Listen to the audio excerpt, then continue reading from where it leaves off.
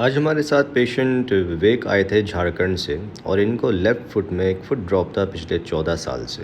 इस short video में हम लोगों ने इनका चलने का तरीका दिखाया है, इनकी सर्जरीज़ की काफ़ी डिटेल्स दिखाई हैं इस वीडियो में और इनका एक छोटा सा रिव्यू दिखाया है। उम्मीद है कि ये वीडियो आप लोगों के लिए काफ़ी हेल्पफुल होगा। तो ये विवेक है and you can observe his left foot. ये पिछले 14 साल से अपने लेफ़्ट फुट ड्रॉप की वजह से इस तरीके से चल रहे हैं।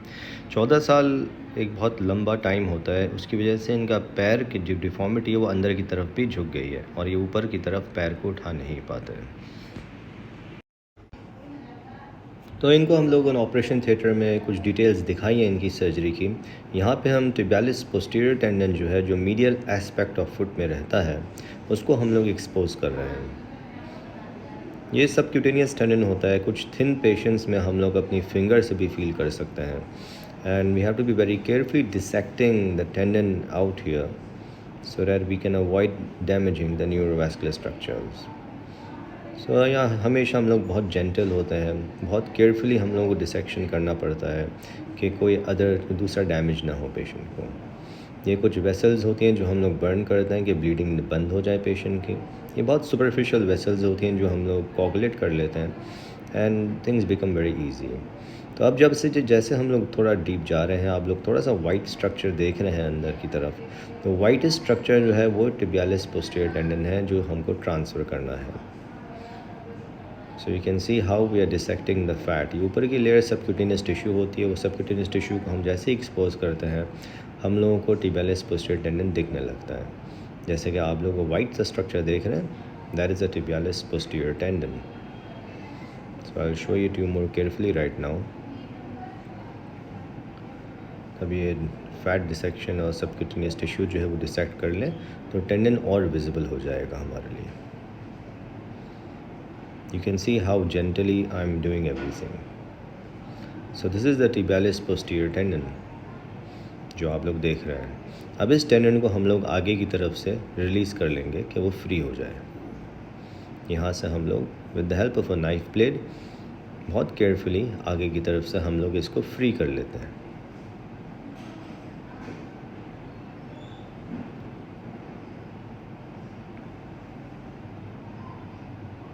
So now you can see that the tendon is completely free और ये हमारे फोर्सेप में आ चुका है। अब हम ऊपर की तरफ से इसको स्लिप कर लेते हैं। जो ऊपर की तरफ एक इंसिजन बनाते हैं उसका थोड़ा सा मीडियल मैलेलिस से ऊपर, और यहाँ पे हम लोग tibialis posterior टेंडन को एक्सपोज करेंगे यहाँ की तरफ से। इस टेंडन को हम इस इंसिजन से विड्रॉ करते हैं।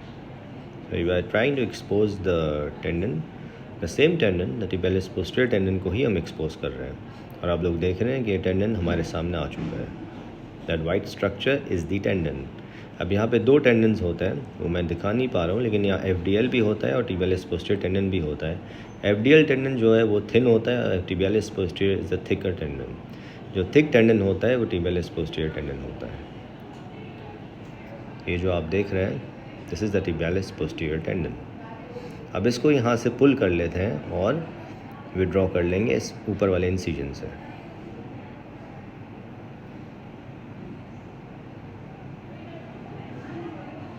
Now we just pull out the tendon from the proximal incision। और ये आप देख रहे हैं हम लोगों ने पुल कर लिया है। अब इस टेंडन को हम आगे एक और इंसिजन बनाते हैं और वहाँ से इसको रीरूट करते हैं। तो यहाँ पे जो है हम लोग एक नया इंसिजन बना रहे हैं आगे की तरफ कि tibialis posterior को यहाँ से रीरूट कर लें। तो यहाँ पे हम लोग आगे के टेंडन्स एक्सपोज कर रहे हैं। यहाँ पे tibialis anterior टेंडन होता है, फ्लेक्सर टेंडन्स होते हैं, उन सबको हटा के ये आप टेंडन देख रहे हैं, this is the tibialis posterior tendon जो हम लोगों ने आगे की तरफ से विड्रॉ कर लिया है। और ये कुछ पेशेंट्स में मैं tibialis anterior टेंडन से सूचर अप कर लेता हूँ। सो this is the tibialis posterior tendon जो हमने रीरूट कर लिया है। अब हम इसका साइज़ देखेंगे क्योंकि हमें ड्रिल करना पड़ेगा बोन में। So this is the scissor. इस तरह से हम लोग टेंडन का साइज़ देखते हैं कि कितना साइज़ है इस टेंडन का, कितनी थिकनेस है। The thickness is around 7 mm की थिकनेस होती है। तो हम लोग ड्रिल जो करेंगे अराउंड 8 mm का ड्रिल करेंगे कि टेंडन ईज़िली जो है अपने होल यूनिफॉर्म बोन में जा सके। अब यहाँ पे हम लोग यूनिफॉर्म बोन को एक्सपोज कर रहे हैं, उस बोन में हम लोग ड्रिल करते हैं। और क्योंकि इस टेंडन का साइज़ 7 mm था, तो मैं यूजली 8 mm ड्रिल करता हूँ कि वो टेंडन ईज़िली अंदर जा सके।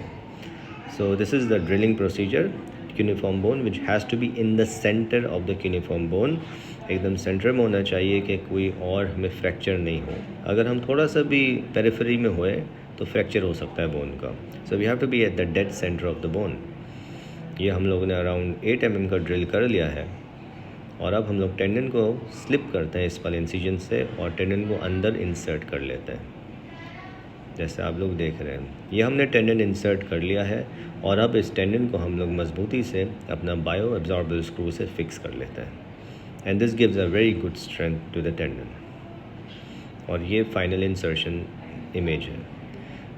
थोड़ा सा इसका बिग टो का टेंडन भी काफ़ी लैक्स था, तो इसको हम लोग थोड़ा सा रीटाइटन करते हैं। And this is the image जो आफ्टर ऑपरेशन आप लोग देख रहे हैं कि पैर एकदम सीधा हो चुका है। थोड़ा बहुत जो वेरियस डिफॉर्मिटी है वो एक्सरसाइज करने के बाद बिल्कुल ठीक हो जाएंगी इनकी, लेकिन इट इज़ लाइक 90% बेटर। और मुझे पूरी उम्मीद है कि जब प्लास्टर हटेगा इनके मूवमेंट्स वापस आ चुके होंगे। 14 साल से ये ऐसे परेशान थे, तो 14 साल के बाद अगर ऐसी डिफॉर्मिटी करेक्ट हो जाएगी, मूवमेंट ज़रूर आता है। This is doctor Adnan Firoz and मैं consultant orthopaedic surgeon at Firoz hospital. आज हमारे साथ विवेक आए हैं। ही इज एज क्या है विवेक आपकी? 20 years of age and he is come all the way from Jharkhand. ये झारखंड से आए हैं और उनका लेफ्ट फुट में एक पैरालिटिक डिफॉर्मिटी थी, जिसे हम फुट ड्रॉप कहते हैं। इनको ये पिछले 14 साल से प्रॉब्लम हुई थी और 2012 में 2014 में कब हुई थी? 2012 में इनको इंजेक्शन लग गया था कूल्हे में, जिसकी वजह से ये एक प्रॉब्लम हुई थी। एक बार इनसे एक शॉर्ट हिस्ट्री पूछते हैं कि ये सब हुआ कैसे। विवेक कैसे हुआ था ये सब कुछ एक बार बताना। सर फीवर हुआ था और फीवर के बाद मम्मी ले गई हॉस्पिटल। हॉस्पिटल के बाद इंजेक्शन लगने के बाद इंजेक्शन कूल्हे में लगा हाँ था? कूल्हे पे लगा था। इंजेक्शन लगने के 5-6 मिनट बाद ऑटोमेटिक पैर डाउन हो गया। पैर डाउन हो गया। हाँ। तुमने किस चीज को दिखाया है? 14 साल हो गए, 14 साल क्यों लगाए? सर बहुत जगह दिखाए हैं, कोई कुछ नहीं बोल रहा था। कितने डॉक्टर्स को दिखा दिया? बहुत डॉक्टर सर। लास्ट में आपका वीडियो देखें यूट्यूब पे। तो 14 साल से कई जगह गए और काफ़ी लोगों को दिखाया, लेकिन इलाज इनको सही से मिल नहीं पाया था। और फिर ये यूट्यूब में इन लोगों ने हमारा वीडियो देखा था, जिसके थ्रू ये लोग हमारे पास आए।